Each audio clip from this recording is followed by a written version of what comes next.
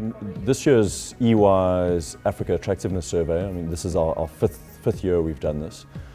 I guess the three most interesting, maybe significant findings this year are, one, on the negative side, the fact that perceptions of investors are slightly down this year, and this is reflected in a decline in project numbers, year-on-year FDI project numbers, by about 8%.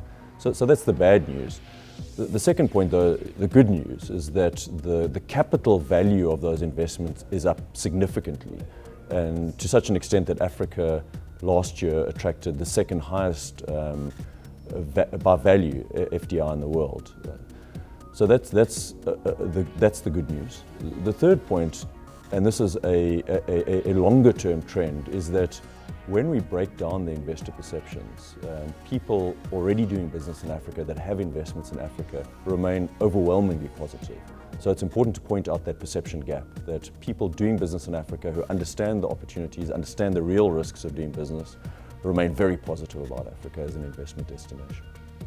So South Africa's numbers in the context of the rest of Africa remain healthy and have grown together with the rest of Africa over the last 5 years.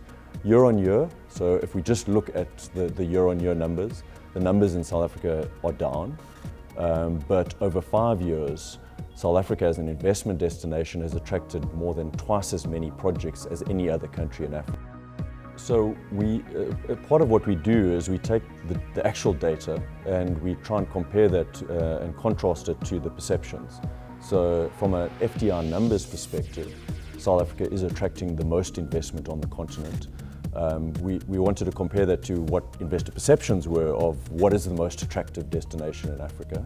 And again, South Africa does rank very highly, by far the #1 destination in terms of perceptions.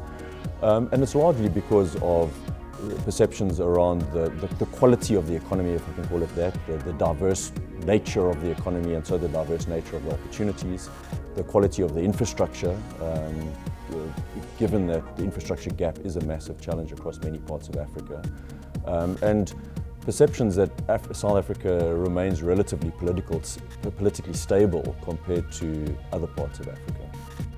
Yeah. I think for us, the overall headline from the survey would be that despite the political and economic headwinds over the last year, the Africa Rising narrative remains sustainable, it remains intact, and it remains resilient.